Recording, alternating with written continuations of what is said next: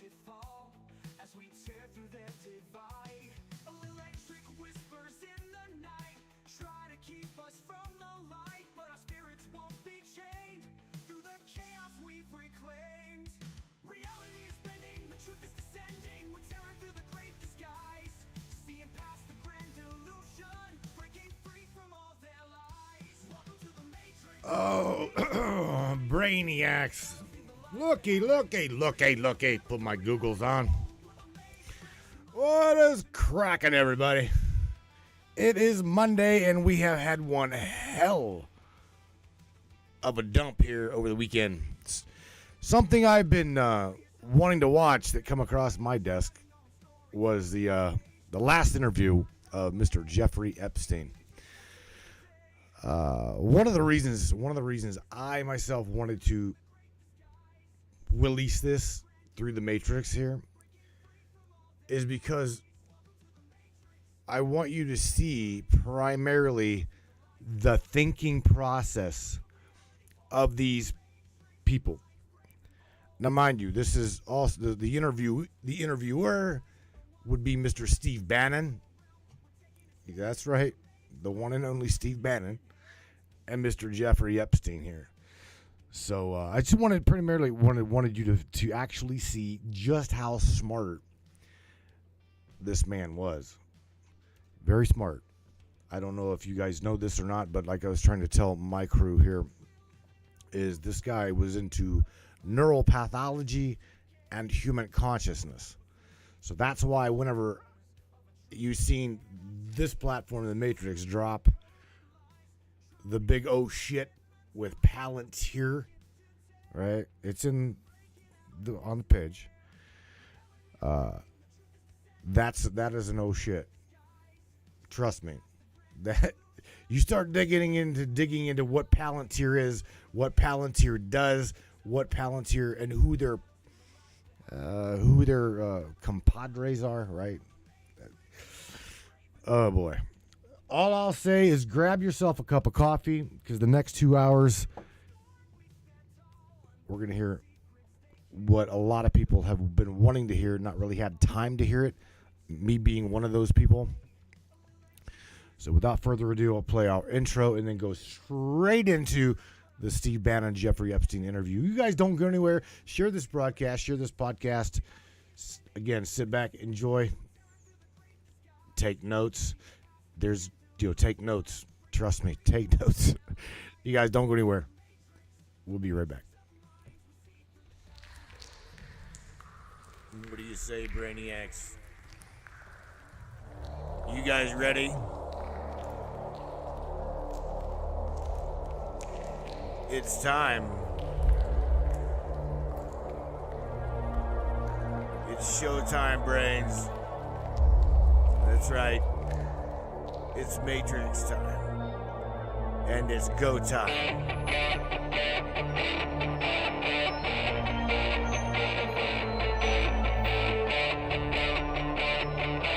Welcome aboard, everybody. Let's go.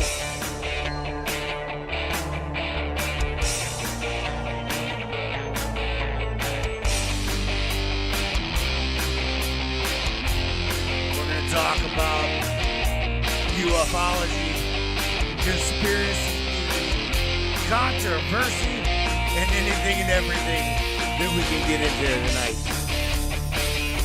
Let's go.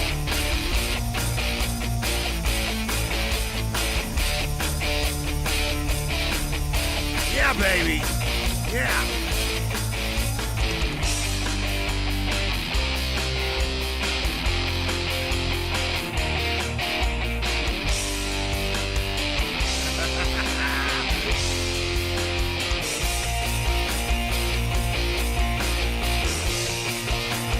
Get up, Brandon.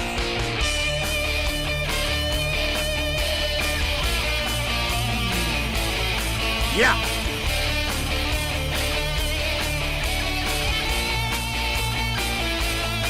It's definitely your show. Your show, and we appreciate you for being here. Buckle up, everybody.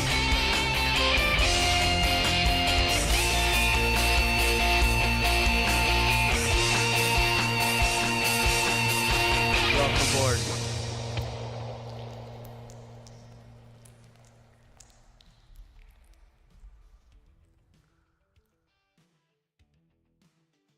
Before we get into the deep stuff, let's give some basics or some things I want to do inquire from the others. Walk me through the Santa Fe Institute. What was it about the time at the math? And this was in the late 90s. So they're not going to hear me on this part, right? We're going to do it both ways? It will not be on the video, but we do have you recorded. Fine. Remember, when you're answering on these questions, I'm not in the shot, and they're never going to hear my voice. So a little bit you got to repeat in your answer, you got to repeat what my question was. Oh, a little bit. Okay. Santa Fe Institute. Why, when you're at the top of your game on Wall Street, do you decide to finance, which was at the time, or endow, or become the donor or sponsor, however you want to say it, for what was considered the most cutting edge group of mathematicians in the world? Action. So Santa Fe Institute in the late 80s, early 90s, I was interested, I was on the board of Rockefeller. So that starts, Rockefeller, it's university formed by John D. Rockefeller to sort of give back to the community. It's east side of Manhattan, except it was old. It was sort of old-fashioned. They were talking about medicine, and medicine by itself was, again, subject to the ideas of science. They were trying to use science to find cures for disease. And I said, no, we need to do something different. We need to start interdisciplinary work. In most... How did a schmuck like you get on the board of Rockefeller? What year was that? I don't remember. Late, I think 89 and 91. So that's one of the most prestigious research places in the world, correct? Yes. Okay, how did a guy like you get on the board of a blue blood, internationally known, hard research, Nobel Prize winners all over the place? How do they pick a guy like you, a trader from, or basically some guy from Bear Stearns? Good question. So I was asked to be on the board of Rockefeller, and I think I was on the board of Rockefeller. There was a money manager who said, Rockefeller needs someone with financial expertise because the university is growing and there's lots of new things. You have to, again, we go back to the original discussion the last time. Up until the mid-'80s or sort of early mid-'70s, the most important thing was your name. If you were Rockefeller, you already were considered to be brilliant. If you were head of General Motors, it was your reputation. It was who you knew, who your family was, what was your character. And then in the mid-'70s, basically, if you remember, you probably had a calculator. It was very advanced in those days to have a Texas Instrument calculator, where it could, by putting in the numbers, it would multiply for you to do square roots. And that was the first, and everyone who had a calculator was already advanced on Wall Street. A simple calculator, almost like your accountant. The most important parts of business were really now going to calculations. So it's not only mathematics, but it's things that could be calculated. Reputation couldn't be calculated. I could give you, are you a 10 on a reputation scale, an 8? What does it mean to have a measurement of your reputation? We'll get to that later. But places like Rockefeller needed someone to say, look, we're entering a different world where numbers and the numbers of companies, portfolio management was going to be balanced. It was going to be statistical. Jeffrey, could you come on the board? Potentially sit on the finance committee, Nancy Kissinger and a bunch of other people. And David Rockefeller and I got along very well. He was an unbelievable human being. Respectful to everyone. He introduced his driver as his colleague, not his driver. He would never say, this is my driver. He said, it's my colleague. And David started to explain to me world politics. So David would say, Jeffrey, money is going to be sort of the most important things. People don't understand money. You seem to have this knack for money. I said to David, tell me about your life. What was the worst and the best part of your life? So David said, when I grew up, everyone knew I was a Rockefeller. They didn't know that my father told me he would not leave me a dime. No money. But every time we went out to eat, me and my 5 friends at school, they would leave me the bill. They would expect me to pick up the check because I was a Rockefeller. And he said, I was chairman of Chase Bank. And he said, I remember like it was yesterday, one of the headlines in Time magazine said, David, please fire yourself. So he thought that there was a world that existed that would be a combination of both politics and business and leadership. What do I mean? He formed something called the Trilateral Commission. The Trilateral Commission is some spooky stuff. People said it was some of the people that, the Illuminati, there's some mystery about it, people that ran the world. It was politicians, but David said most countries, the politicians get elected for 4 years or 8 years, separate from the royal families in England or in the Middle East. Someone's there for 4 years and then they're not there anymore. The most important people to have stability and consistency would be businessmen. So he formed this Trilateral Commission of businessmen and politicians from 3 major continents. So it was the North Americans, the Europeans, and the Asians. So he said to me, would you like to be on the Trilateral Commission? Now, I was 30 years old, 32 years old. I said, great. And he said, well, you have to fill out this application so they have your bio. And I looked at the list of people, and it was Bill Clinton, former president of the United States, Paul Volcker, every great leader in America, the Asians, the Japanese, and with a very long description of their history. And they asked me to fill in what I would like to have written. And I wrote Jeffrey Epstein, comma, just a good kid, which I thought was funny, nobody else did.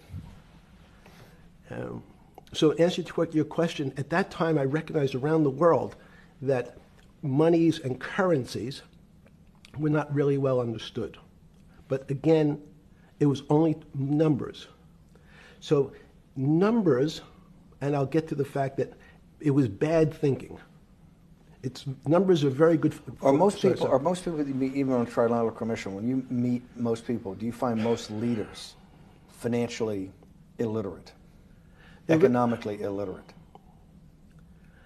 Most political leaders don't come out of a background of finance. Most political leaders come out of a background of being popular. So in some of the countries, in some of the African countries, for example, they might have been a military person. They were a general. In some of the African countries, they might have been a disc jockey. Or in our country, they would have been an actor. The knowledge of money they don't have expertise, they have no degrees in finance. They really, and this is one of the major problems, their expertise, if they have any financial knowledge, is of their own checking account or bank account and filling in their own taxes. So many world leaders who don't really have a financial underpinning make fundamental errors when it comes to money on a country or institutional level. Let me give you an example. If you, Mr. Bannon, if I said your assets increased last year, you'd say, that sounds pretty good. And I said, what does that mean to you? You'd say, well, I have more money. I guess I'm wealthier. I'd say yes. And if your debt increased, would you feel wealthier or poorer? You'd say, well, I don't want to have increased debt. I don't like the idea of that sound, increased debt. Now, that and world leaders understand when their assets go up, they feel better. However, institutions like banks, things that people don't really understand are financial underpinnings of banks. When I say your bank, Mr. Bannon, you have the Bannon Bank, you doubled your assets. Sounds good, but what does it really mean? It means people owe you more money. You don't have any more money. What? Yeah. A bank's assets are how much it is owed by other people. That's crazy. So if the bank goes from $2 billion of assets to $10 billion, it means people owe it an additional $8 billion, but their assets have gone up.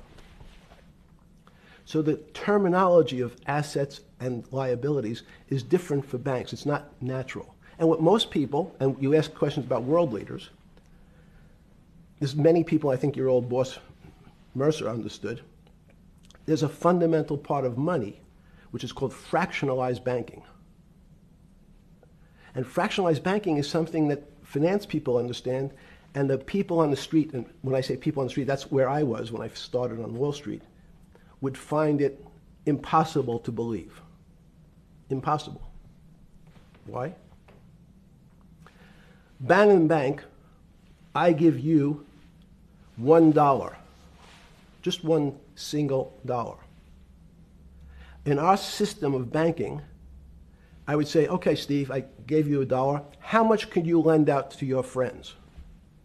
And your natural reaction would be probably something less than $1 because I want to keep something in my pocket. The way our system works is if you as a bank are holding my dollar, you can lend out an additional $8 or $9. No, it's impossible. I only have $1, Jeffrey. We have something called fractionalized reserves, which is if you have 1, you can lend out 9. That's the way our system works.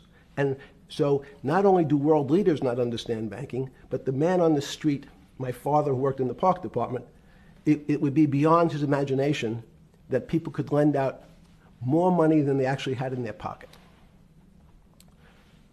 Next question. But how did this, in understanding that, when you get on something like the Trilateral Commission, you're on the board at Rockefeller, which is the most advanced research. You get brought into the Trilateral, which is the elite of the elite. How, since you're only at that time 30-something years old. 8 years from teaching at Dalton, right? You're a Dalton. No, 10 years. 10 years right. teaching at Dalton. Yes. Walk us through. I mean, put us in the room. Walk me through exactly what it felt like. What it felt like being on the board at Rockefeller. We got these Nobel laureates, and you're sitting there making decisions, and you start to meet these people at Rockefeller. Now you start to meet these people at the Trilateral Commission. What did it feel like? It's a great question. So what did it feel That's like? what I'm in the business of asking. Yeah. What did it feel like meeting some of these people like Kissinger or Rockefeller? And those were two extraordinary people. But in general, I think the question, the people on Wall Street, I tell the story, the first day, one of the first days when I was in Wall Street, someone said to me, would you like to buy ATV? And I was looking in the brochure, and I couldn't figure out what stock had a symbol of ATV. And when I finally said, well, I can't find it, and they said, what's the matter with you? Do you want to buy ATV? Which is, he was selling hot televisions, stolen televisions from the floor of the American Stock Exchange, referred to in common parlance as the televisions fell off the truck. So I knew what that phrase meant from Coney Island. But what I found was most people, be it in business, in normal life, or in the world leaders, don't really understand money. It is something they think about. They have a sense of what it is. They certainly want more of it. But they also make statements like, we want more money, but we don't want more debt, which just shows a misunderstanding of what money at its core really is. So most people don't, they want to make it, they want to save it, but to understand it intimately is not a normal characteristic. At the first Trilateral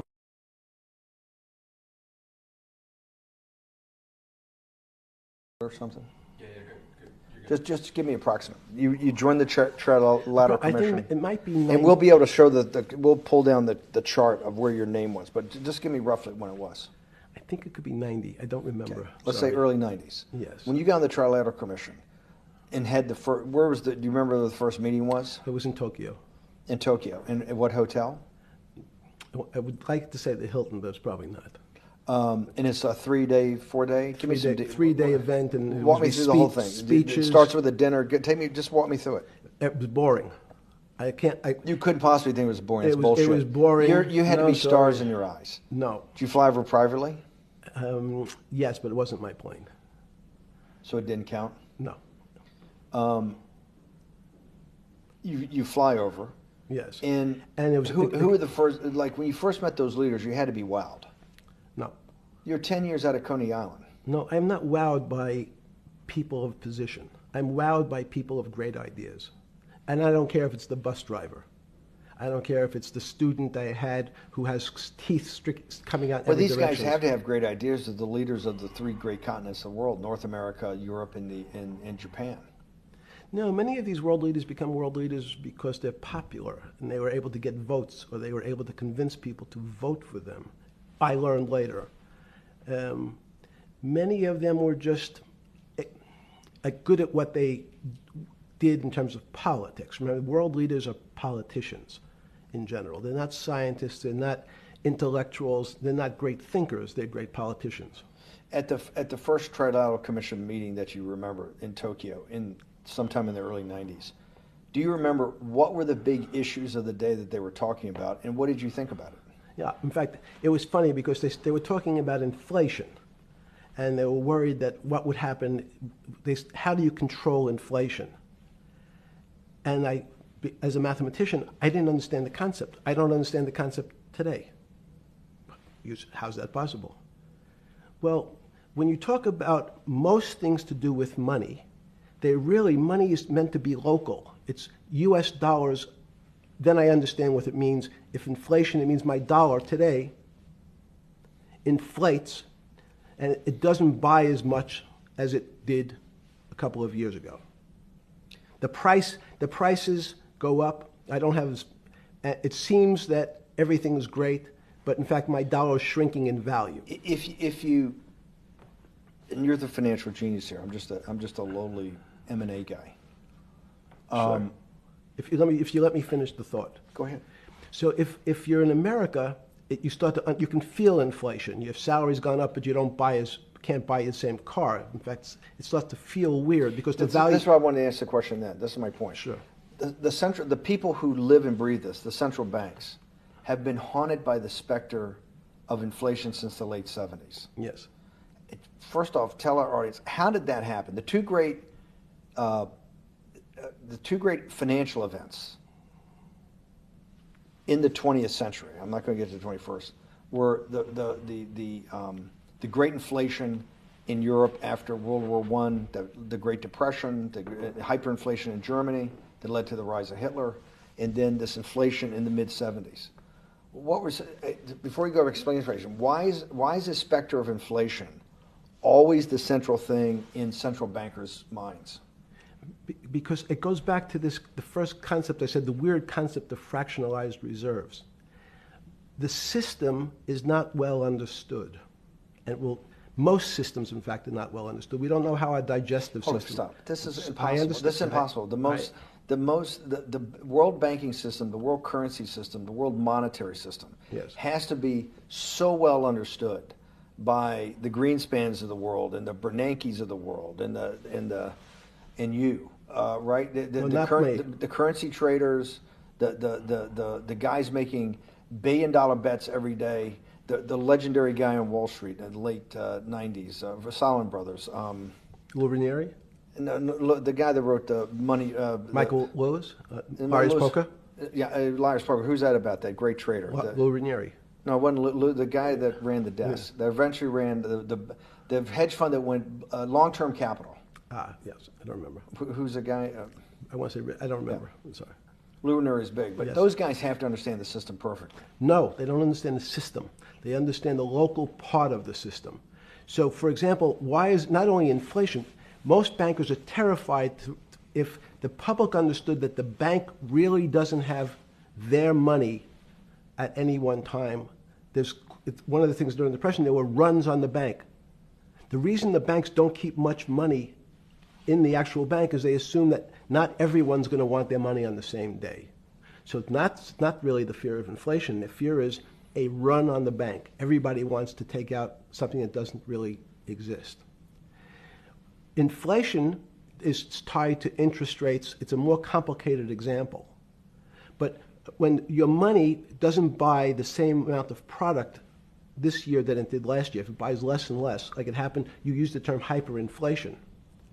There's certain countries that are not managed well, like in Africa at the current, a $100 billion bill, $100 billion bill in Zimbabwe is worth 1 American cent. That's the perfect example of hyperinflation. It goes up, it doubles every day. So people are afraid that their value in the system starts to break down. But so if I said to you, does your doctor understand your body system? You'd say, well, I hope so, because I want him to keep me healthy. But you could have a kidney infection, you could have a heart attack, you could have a broken knee. There's lots of pieces of this system. And in fact, when you ask the question, very few doctors understand your entire body. There's a specialist for your knee, there's a specialist for your polynoidal cyst, there's a specialist for your head, and now we have specialists in different areas. So and I'm going to get to your first question about Santa Fe Institute. The world economy and your body are both comprised of little systems interacting with each other and making one big system.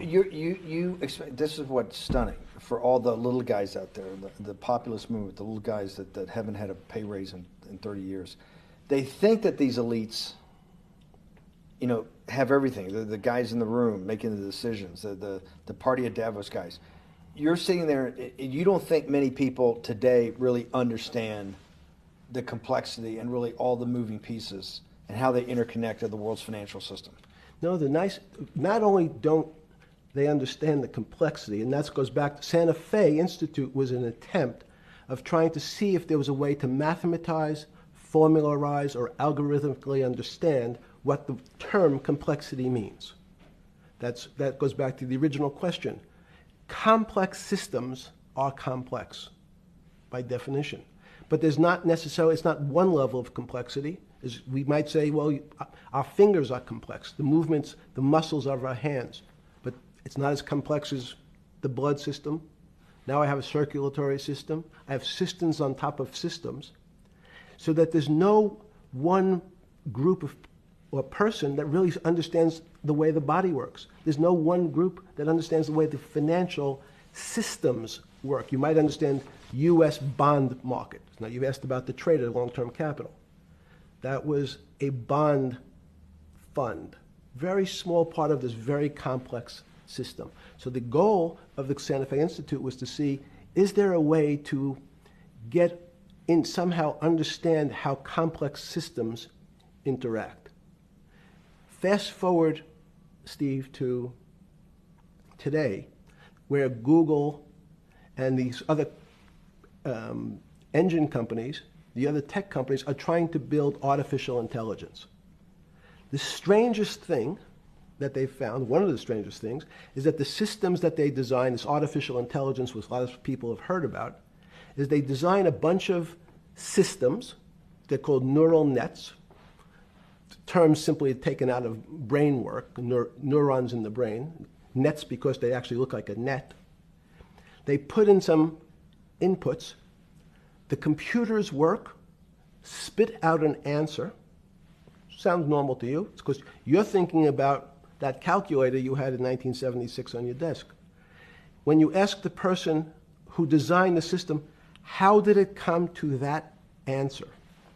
How did your neural net, can you show me the calculations? They say, no, we don't know.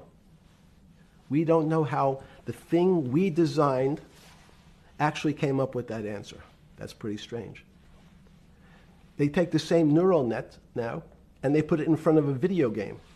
No learning, nothing. They said, to the computer, they say, sit in front of your video game and learn how to play. It seems the computer learns better than any human in history, faster than any human in history, beats any human in history, but when you ask the designer how did it do it, no one knows. It just did it. So that's the first little touch of things that we already have gotten to a place where we don't understand it, and we built it. On Sunday afternoon, September 14th, 2008, where were you? Sorry? It was the night they put Lehman Brothers in bankruptcy in London. I was in jail. Seriously? Yes. So the financial crisis of 2008 happened when you were in jail? Yes. Oh, this is going to be so amazing. This is going to be so amazing. I take it you didn't have your Wall Street Journal dropped off to you in the morning, your Financial Times. No. How did you hear about how did you hear about, because I want I forgot about this, but yes. I'm trying to get, this is going to be amazing. This is, let's go back and do that again. Sunday afternoon, because I want to find out about people, the geniuses understanding the complexity of the financial system. Because I think the best example we have is the financial crisis, the crash of 2008. Sunday afternoon, September 14th, I think it was, 2008, is when they were working feverishly in Midtown Manhattan at the Lehman Brothers offices and at various law firms around town, and with the Secretary of Treasury in the Federal Reserve, what they're going to do with Lehman. They decided they weren't going to save it. And so they prepared to put it into bankruptcy at the open of the market in London the next day. How did you hear about what was going to happen to Lehman Brothers, and what did you immediately think when you heard that it was going to be put into bankruptcy? I'm glad you asked that question. I was in solitary confinement September 14th. And again, some of the public stories about the wonderful time I had in jail and my work release, which didn't come till months after. I'd been there since June in an 8x10 cell with a bed in the back, a 6-foot bed in the back, a chrome sink with a toilet attached to it, and a little piece of metal sticking out that was supposed to act as a table. Now, since I was in jail, there were no books. Why? There's no library. No library, but you're in jail.